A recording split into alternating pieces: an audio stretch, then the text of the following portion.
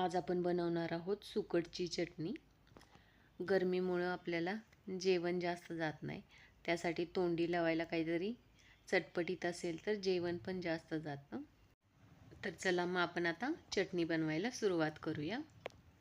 तर त्यासाठी आपल्याला इथं सुकट घ्यायचे। सुकटमध्ये खडे किंवा धूळ वगैरे असते, त्यामुळे ती स्वच्छ चांगली करून घ्यायची। मी इथं सुकट स्वच्छ करून घेतलेली आहे। तर आता आपण ही भाजून घेऊया। आपल्याला ही सुकट मीडियम गॅसवरच 3 ते 4 मिनिटं चांगली भाजून घ्यायची आहे। आपण इथं सुकट पाणी घालून शिजवणार नाही आहोत, त्यामुळे आपण चांगली 3 ते 4 मिनिटं सुकट चांगली भाजून घ्यायची, म्हणजे ही कडक पण होते। इथं आता सुकट भाजून झालेली आहे। तर आता आपण ही काढून घेऊया। आता ही एका प्लेटमध्ये काढून घेऊया आणि यामध्ये पाणी घालून आपण ही धुवून घ्यायची आहे। ही जास्त खारट असते, त्यामुळे आपण ही चांगली चोळून धुवून घ्यायची। धुतल्यामुळे ह्याचा खारटपणा थोडा कमी होतो। आता ही आपण पिळून घेऊया। ह्याच्यातलं सगळं आपल्याला पाणी जेवढं निघेल तेवढं हाताने दाबून काढून घ्यायचं आहे। आपण इथे सगळी सुकट पिळून घेऊया।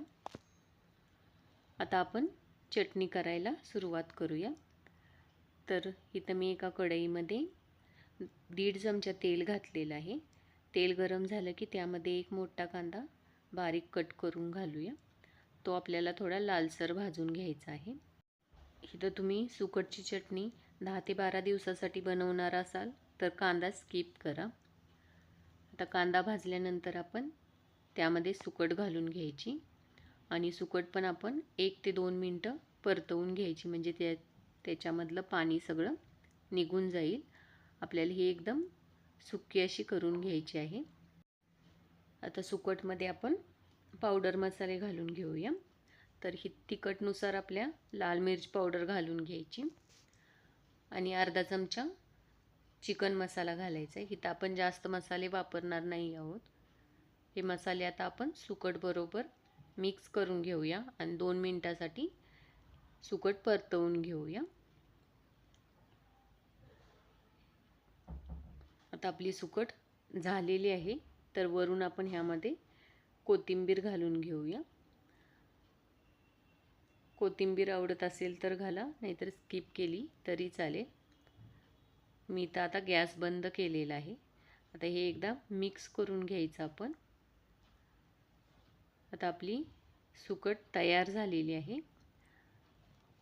तर ही आपण जेवताना तोंडी लावायला घेऊ शकतो, भाकरी, भात किंवा चपाती सोबत। तुम्हाला माझी रेसिपी आवडली असल्यास लाईक करा, कमेंट करा आणि चॅनेलवर नवीन असाल तर चॅनेलला सबस्क्राईब करा। थँक्यू।